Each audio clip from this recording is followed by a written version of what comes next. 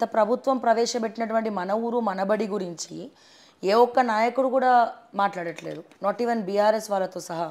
మరి ఆ పథకాన్ని ఏం చేసినట్టు, ఆ మన ఊరు మనబడిలో ఉన్నటువంటి నిధులు ఎటుపోయినాయి, సో ఎన్ని స్కూల్స్ మరమ్మతులు చేసే దాని పట్ల ఎవరు కూడా ఒక క్లారిటీ అనేది లేదు. ఇలా రోడ్డు లేని ఊర్లో కూడా బార్ షాపులు ఉన్నాయి, బీర్ షాపులు ఉన్నాయి, బెల్ట్ షాపులు ఉన్నాయి, మొబైల్లో కూడా వీళ్ళు పెట్టడానికి చూస్తున్నారు. ప్రైవేట్ స్కూల్స్ వచ్చేసింది, చైనా బజార్ ఉంది, ప్రైవేట్ స్కూల్ ఉంది.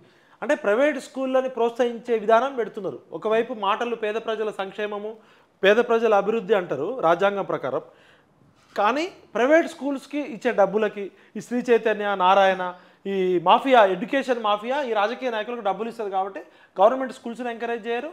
ఈ యశోద, అపోలో, లేకపోతే మెడికోవరు ఇట్లాంటి కార్పొరేట్ హాస్పిటల్లో డబ్బులు ఇస్తారు కదా. Education mafia, schools mafia, college mafia, liquor mafia, sand mafia, hospital mafia, ఈ మాఫియా చేతిలో ఈ రాజకీయ నాయకులు బానిసలు. ఈ రాష్ట్రాన్ని ముఖ్యమంత్రులు, ఎమ్మెల్యేలు, మంత్రులు పాలించట్లే, ఈ మాఫియా పాలిస్తుంది. మరి ఎందుకు మీరు ప్రభుత్వ స్కూల్స్ పెట్టరు? మండలానికి ఇంటర్నేషనల్ స్కూల్స్ పెడతామన్నారు. మరి 500 కోట్లతో ఒక ఇంటర్నేషనల్ స్కూలే కరెక్ట్ పెట్టలేము, 100 కోట్లతో. మరి 500 కోట్ల రూపాయల బడ్జెట్తో ఎన్ని ఇంటర్నేషనల్ స్కూల్స్ పెడతారు? మీరు పెట్టిన 21,000 కోట్ల రూపాయల డబ్బులతో 70%, 80% టీచర్లకి శాలరీస్కి, స్టాఫ్ శాలరీస్కే పోతుంది. ఇవాళ స్కూళ్ళల్లో పాములు ఉన్నాయి, స్కూళ్ళల్లో టాయిలెట్లు లేవు, మధ్యాహ్న భోజన పథకంలో పురుగులు వస్తున్నాయి, గురుకుల హాస్టళ్లలో పిల్లలు చచ్చిపోతున్నారు, డెంగ్యూ జ్వరాలు వచ్చి చచ్చిపోతున్నారు. అంటే విద్య, వైద్యానికి నిర్లక్ష్యం చేసింది ఈ బడ్జెట్. ఇవాళ 2 లక్షల మందికి ఉద్యోగాలు ఇస్తామని చెప్పారు.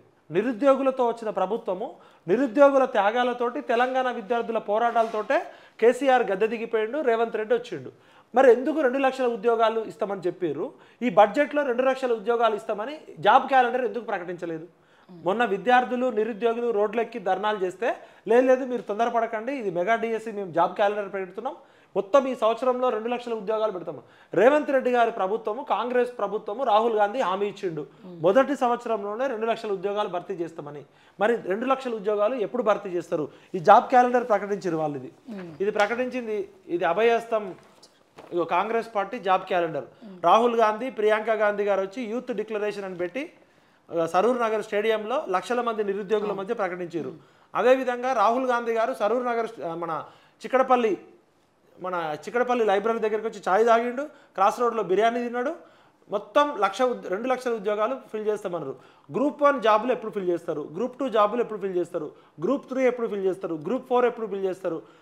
ఎలక్ట్రిసిటీ డిపార్ట్మెంట్ ఎప్పుడు ఫిల్ చేస్తారు? సింగరేణి ఉద్యోగాలు ఎప్పుడు ఫిల్ చేస్తారు? ఆర్టీసీ ఉద్యోగాలు ఎప్పుడు ఫిల్ చేస్తారు? ఇవి అన్నిటికి కూడా క్యాలెండర్ ప్రకటించారు డేట్లతో సహా. ఎలక్షన్ల ముందు పెద్ద పెద్ద ప్రకటనలు ఇచ్చారు. మరి మీ బడ్జెట్లో జాబ్ క్యాలెండర్ ఎప్పుడు పెట్టలేదు? అంటే ఇప్పుడు ఎలక్షన్స్ అయిపోయినాయి, మళ్ళీ 5 ఏళ్ల దాకా నిరుద్యోగులతో పని లేదు. ఇప్పుడు లోకల్ బాడీ ఎలక్షన్స్ అంతా అమ్మడం, కొనడం, వాళ్ళంతా అధికార పార్టీ కోటేస్తారు కదా, గుర్రాలు, బర్రెలు, జంతువులు కొన్నట్టు వాళ్ళకి ఆ ధీమా ఉంది. ఇప్పుడు వాళ్ళ ఫోకస్ అంతా హైదరాబాద్ సుందరీకరణ. వాళ్ళు ఏం చేస్తారట అంటే లండన్ మించి హైదరాబాద్ తయారు చేస్తారు. వాళ్ళ ప్రయారిటీ ఏంటంటే ఇగో ఇట్లా మీరు చూడండి, ఎలివేటెడ్ కారిడార్లు, డబుల్ డక్కర్ కారిడార్ నిర్మాణాలకు సంబంధించి బడ్జెట్లో 10,000 కోట్లు ఖర్చు పెడతారట. దానిలో 500 కోట్లు వీటికి ఖర్చు పెడతారట. ఇప్పుడు ఎయిర్పోర్ట్ పోవాల్సిన వాడు ఎవడు? మెట్రో లేక ఆగిపోవట్లే కదా. ఎయిర్పోర్ట్కు పోవాల్సిన వాళ్ళు ఎవరు కూడా ఈ ప్రభుత్వం మీద ఆధారపడట్లేదు. ఎక్కువ చాలా తక్కువ సార్. మెట్రో అవసరమే. ఎప్పుడు అవసరం అంటే ఫస్ట్ ఎంఎంటీఎస్ రైలు అవసరం, పేద ప్రజలకి ఎంఎంటీఎస్ రైలు అవసరం. మెట్రో రైలు కూడా అవసరమే, కానీ అది మన ఆర్థిక పరిస్థితిని బట్టి అవసరం. ఇలా ఎయిర్పోర్ట్కి పోయేటోడు ఎవడన్నా వాడు సొంత డబ్బులతో క్యాబ్ బుక్ చేసుకొని పోతాడు, లేకపోతే మెట్రో ఎక్కడ దాకుంటే అక్కడ దాకా పోతాడు. ఎయిర్పోర్ట్కి అవసరం, కానీ ఫస్ట్ ఎంఎంటీఎస్ అవసరం, ఆర్టీసీ బస్సులు అవసరం, రోడ్లు అవసరం, డ్రైనేజీ. వర్షం వస్తే డ్రైనేజీ పొంగిపోయి మన పిల్లలు చచ్చిపోతున్నారు. మన పిల్లలు ఆడుకోవడానికి పోతే కుక్కలు జరిసి చచ్చిపోతున్నారు. రేవంత్ రెడ్డి మనవడో, కేసీఆర్ మనవడో కుక్క గారి చచ్చిపోడు, ఏ ఎమ్మెల్యే కొడుకో డ్రైనేజ్ లో పడడు. పేద ప్రజలు పడతారు కదా, వాళ్ళకి అవసరం లేదు. ఇవాళ హైదరాబాద్కి అండర్ గ్రౌండ్ డ్రైనేజ్ 4,500 కిలోమీటర్లు అవసరం. వీళ్ళు నిజాం కాలంలో చేసారు. అండర్ గ్రౌండ్ డ్రైనేజ్ అవసరం లేదు. వర్షం వస్తే ఇది విశ్వనగరం అంటారు, బోట్లు అవుతాయి. మీరు elevated corridor, Jubilee Hills, Ameerpet, Yousufguda, Banjara hills, so called ఎవరైతే కోటీశ్వర్లు ఉంటారో వాళ్ళ ఏరియాలో కూడా అదే పరిస్థితి. వీళ్ళు ఇంకా మూసీ నదిలో ఆ బడ్జెట్ బుక్, నాన్న ఒకసారి బడ్జెట్ బుక్ అందుకో ఒకసారి. ఆ బుక్లో వాళ్ళు ఏం చెప్పారో చెప్తాం అసలు, ఎందుకంటే ప్రజలకి తెలవాలి. ఇగో ఇది నేను చెప్పేది కాదు, రాష్ట్ర ప్రభుత్వం అఫీషియల్గా బడ్జెట్లో ప్రసంగంలో మన బట్టి విక్రమార్క గారు నిన్న చెప్పిన మాటలు ఏం చెప్పారు చూద్దాం ఒకసారి. విద్యా, వైద్యం, ఆరోగ్యం గురించి నేను చెప్పిన కదా. మూసీ నది ఎందుకు చేస్తారంటే వాళ్ళు Musi river front development project మా ప్రభుత్వానికి అత్యంత ప్రాధాన్యం. పిల్లలు కుక్కలు గరిచి చచ్చిపోతే అవసరం లేదు, పిల్లలు స్కూల్స్ కాలేజీలు లేకపోతే అవసరం లేదు, పిల్లలకి పేద ప్రజలకి హాస్పిటల్ అవసరం లేదు, విద్య వాళ్ళకి ప్రాధాన్యం కాదు, వైద్యం ప్రాధాన్యం కాదు, ఆరోగ్యం ప్రాధాన్యం కాదు, మూసీ నది సుందరీకరణ అత్యంత ప్రాధాన్యం. ఈ ప్రాజెక్ట్ లో భాగంగా మూసీ నది తీర ప్రాంత పర్యావరణ వ్యవస్థను పునరుద్ధరించాలని భావిస్తున్నాము. వీళ్ళు ఏం చేస్తారట అంటే ఈ మూసీ నది ప్రాజెక్ట్ లో రిక్రియేషన్ జోన్లు, రిక్రియేషన్ అనే పదం బాగా బలిసినోడికి ఇక అన్ని బలిసి తిన్నాక బలిసి కొట్టుకున్న వాళ్ళకి రిక్రియేషన్ అవసరం. రిక్రియేషన్ అనే పదం అంటేనే నెసెసిటీ కాదు, ఎమర్జెన్సీ కాదు, ఇంపార్టెంట్ కాదు, అసలు అవసరం లేదు. అది పేద ప్రజలకు అవసరం లేదు, మధ్యతరగతి ప్రజలకు అవసరం లేదు. బంజారా హిల్స్లో ఉన్నోడికి, ఎకరాలు మింగినోడికి, ఊర్లను మింగినోడికి, జనాల నెత్తి మీద గుండు కొట్టినోడికి రిక్రియేషన్. పాదాచారుల జోన్లు, వాకింగ్ క్లబ్లు, పొద్దున్నే తిన్నది అరగడానికి పాదాచారుల జోన్లు. పీపుల్స్ ప్లాజాలు, పీపుల్స్ ప్లాజాలు గవర్నమెంట్ కట్టాలా? ఇప్పుడు డబ్బులు ఉన్నోడు మాల్లు కట్టుకుంటాడు, బ్లాక్ మనీ ఉన్నోడు, అది ప్రైవేట్ పని కదా. పీపుల్స్ ప్లాజాలు, చిల్డ్రన్స్ థీమ్ పార్కులు, ఇవన్నీ అవసరం.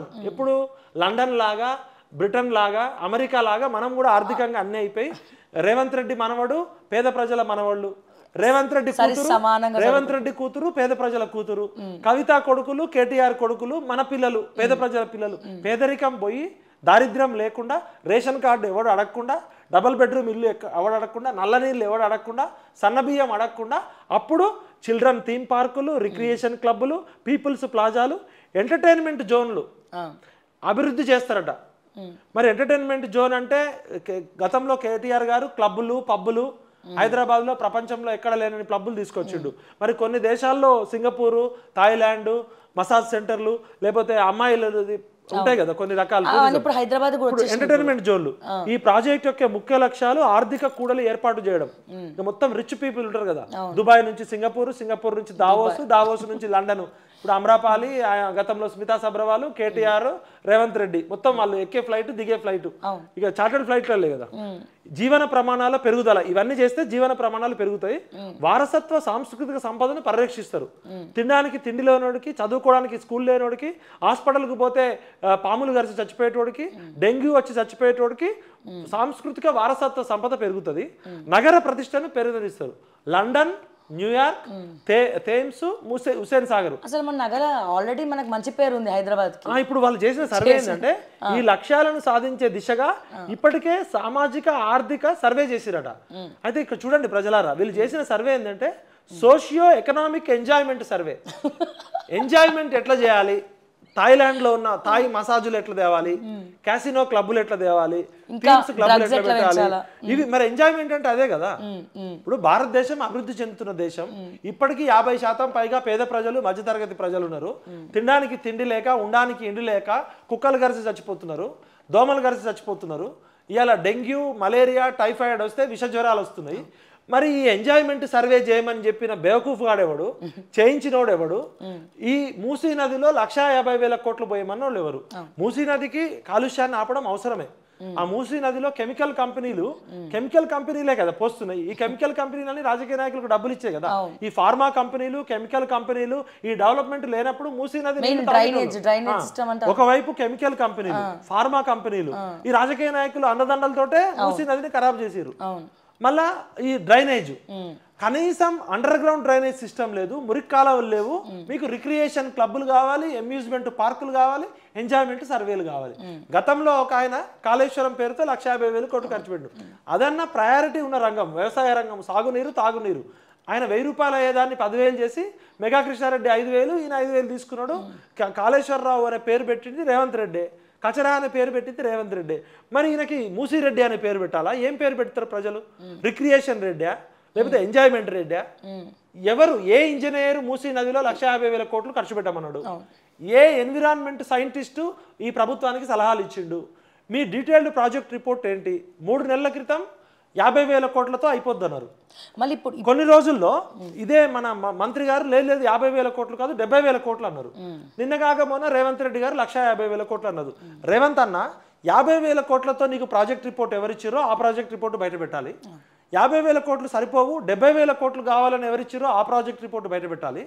70,000 కోట్లు కూడా సరిపోవు, 150,000 కోట్లు కావాలన్నది. ఈ ప్రాజెక్ట్ రిపోర్ట్ కన్సల్టెంట్ ఎవరు, దీన్ని ప్రతిపాదించిన వాళ్ళు ఎవరు, దీన్ని ఆమోదించింది ఎవరు, క్యాబినెట్లో ఎప్పుడు డిస్కస్ జరిగింది, అసెంబ్లీలో ఎప్పుడు డిస్కస్ చేసిరు, ఏ తెలంగాణ ప్రజలు 150,000 కోట్లు మూసీ నదిలో పోయమన్నారు. మీరు ఎలక్షన్ మేనిఫెస్టోలో పెట్టలే, ఎలక్షన్ స్పీచ్లలో చెప్పలే. మరి రాహుల్ గాంధీ పర్మిషన్ ఇచ్చిందా, సోనియా గాంధీ ఇచ్చిందా, ప్రియాంక గాంధీ ఇచ్చిందా, ఖర్గే ఇచ్చిరా, తెలంగాణ ప్రజలు ఇచ్చారు. సరే 150,000 పెట్టినా మూసీ నది ప్రక్షాళన అనేది సాధ్యమా? అమ్మా నేను ఇంజనీర్తో కూడా మాట్లాడినా. నేను చదువుకుంది జర్నలిజంలో పిహెచ్డి, ఒక పబ్లిక్ పాలసీలో ఇంటర్నేషనల్ కోర్స్ చేసిన. నేను ఒక జర్నలిజంలో అసిస్టెంట్ ప్రొఫెసర్. నేను ఎక్స్పర్ట్ కాదు, నేను ఇంజనీర్తో మాట్లాడినా. రేవంత్ రెడ్డి గారు ఏవీ కాలేజీలో బిఏ చదువుకున్నాడు, ఆయన ప్రింటింగ్ ప్రెస్ నడుపుకుంటూ. ఆయన ఎక్స్పర్ట్ కాదు, నేను ఎక్స్పర్ట్ కాదు, నువ్వే ఎక్స్పర్ట్ కాదు. ఓపెన్ గా మీ ఛానల్ ఆధ్వర్యంలో మూసీ నది మురికి కథలని ఒక స్టోరీ స్టార్ట్ చేసి ఎన్విరాన్మెంట్ యాక్టివిస్ట్ ని పిలుద్దాం, పురుషోత్తం రెడ్డి సార్ని పిలుద్దాం, మన కొండా విశ్వేశ్వరరెడ్డి గారు ఇంజనీర్, సానా మారుతి గారు ఇరిగేషన్ ఎక్స్పర్ట్. కాబట్టి మూసీ నదికి 150,000 కోట్లు అవసరమా? మూసీ నది మేకప్ వేయడానికి మేకప్ కిట్లు లండన్ నుంచి అవసరమా? మూసీ నదికి కాటుకు ఎక్కడ దిద్దుతారు? మూసీ నదికి మేకప్ కిట్లు ఎక్కడ నుంచి తెస్తారు? మూసీ నదికి లిప్స్టిక్ ఎక్కడ పెడతారు?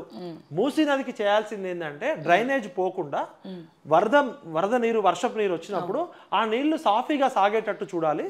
వరద ముంపు గ్రామాలకు కూడా చూడాలి. మూసీ నది మీద అన్యాక్రాంత్యమైన ఆక్రమణలు కోర్టుకు వెళ్తే వాళ్ళకి నష్టపరిహారమే కొన్ని లక్షల కోట్లు కేటాయించాలి నగరంలో. అది మళ్ళీ చారానా మురికికి పారానా మసాలా లాగా 10 రూపాయలు ఖర్చు పెడితే లక్ష రూపాయలు ఖర్చు పెడితే 10 రూపాయల బెనిఫిట్ కూడా రాదు.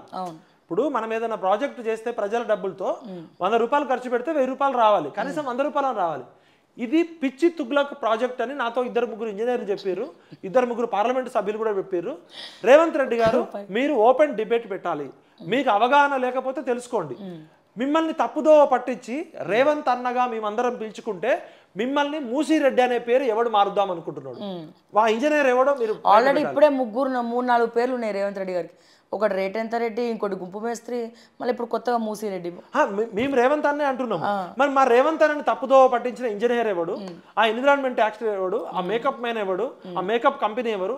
నదులని ప్రకృతి ప్రాంగంగా పోనీయాలి. కానీ మీ ఆర్టిఫిషియల్ దాంతో పులిని చూసి నక్కవాత పెట్టుకున్నప్పుడు లండన్ యొక్క ఆర్థిక పరిస్థితి ఏంది, లండన్ జీవన ప్రమాణం ఏంది, లండన్లో గాలి ఏంది, లండన్లో నీళ్ళు ఏంది, మరి లండన్లో పీల్చినట్టు పొల్యూషన్ లేకుండా గాలి ఉండాలి, లండన్ లో తాగినట్టు స్వచ్ఛమైన నీళ్లు ఉండాలి, లండన్ లో కుక్కలు కలిసి చచ్చిపోరు ప్రజలు, కొట్టి చంపుతారు. ఎవరన్నా లండన్ ప్రధానమంత్రిని కూడా కొట్టి చంపుతారు. ఒక కుక్క చచ్చిపోయినా కూడా అక్కడ ప్రభుత్వాలు పడిపోతాయి. అక్కడ కుక్కకున్న విలువ కూడా మన మనుషులకి లేదు కదా. అక్కడ లండన్ లో డెంగ్యూ వచ్చి ఎవరు చచ్చిపోవట్లే, లండన్ లో డబుల్ బెడ్రూమ్ ఇల్లు కావాలని ఎవరు అడగట్లే, లండన్ లో రేషన్ కార్డులు కావాలని ఎవరు అడగట్లే. మరి లండన్ లో థేమ్స్ నదిని చూసి కొన్ని 100,000 సంవత్సరాల నుంచి అది ఆర్థికంగా ప్రపంచంలోనే రిచెస్ట్ కంట్రీలో ఒకటి, రిచెస్ట్ పులిని చూసి నక్కవాత పెట్టుకున్నట్టు నువ్వు ఇప్పుడు స్టీఫెన్ ఆయన మన ఎలన్ మాస్క్ ఉన్నాడు. ఎలన్ మాస్క్ వరల్డ్ లో richest person, Ambani richest person. మరి ఆయనను చూసి మనం అయితే ఎట్లుంటుంది మన పరిస్థితి? ఎలన్ మాస్క్ చంద్రమండలంలో కూడా హోటల్ కట్టాలనుకుంటుండు. ఆయన కార్లు ఏంటి, ఆయన కార్లు కొత్తగా బ్యాటరీ కార్లు పెట్టిండు కదా, టెస్లా కారు. మరి టెస్లా కారు చూసి నాకు కూడా కారు కావాలనుకుంటే ఎట్లుంటది? అంతే. చంద్రమండలంకి నేను కూడా రాకెట్లు పోవాలా? ఇప్పుడు ఎలన్ మాస్క్ తో నేను పోటీ పడగలనా? తెలంగాణ ప్రజలు పోటీ? లండన్ లో థేమ్స్ రివర్ ని చేయడం అంటే ఇదే. ఒక ఆయన గతంలో హుస్సేన్ సాగర్ నీళ్ళని కొబ్బరి నీళ్ళు లాగా చేస్తా అన్నాడు. ఆ నీళ్ళే తాగాలి మనం అన్నాడు. రూపాయి బిల్లు వేస్తే కింద కనపడాలన్నాడు. మరి జపాన్ డెవలప్మెంట్ బ్యాంక్ నుంచి 1,000 కోట్లు తీసుకొచ్చి ఖర్చు పెట్టారు. వినేటోడు ఎర్రిపప్ప అయితే చెప్పేటోడు కేసీఆర్ అని గతంలో మనం అంటే చెప్పే కేసీఆర్ ని తెలంగాణ ప్రజలు కొండెరిపప్ప చేశారు. రేవంత్ అన్న నీకు అవగాహన లేదు, అవగాహన లేదనే అవగాహన కూడా లేదు. సరైన అవగాహన ఉంటే సరైన ఆలోచన ఉంటుంది, సరైన ఆలోచన ఉంటే సరైన ఆచరణ ఉంటుంది, సరైన ఆచరణ ఉంటే సరైన అభివృద్ధి ఉంటుంది. అన్న ఈ మూసీ నది లాగానే ఉండనిద్దాం. దానిలో డ్రైనేజ్ నీళ్లు పోకుండా, కాలుష్యం నీళ్లు పోకుండా మన దగ్గర డబ్బులు ఉన్నప్పుడు దాన్ని ఎంతవరకు చేయాలో అంత చేద్దాం.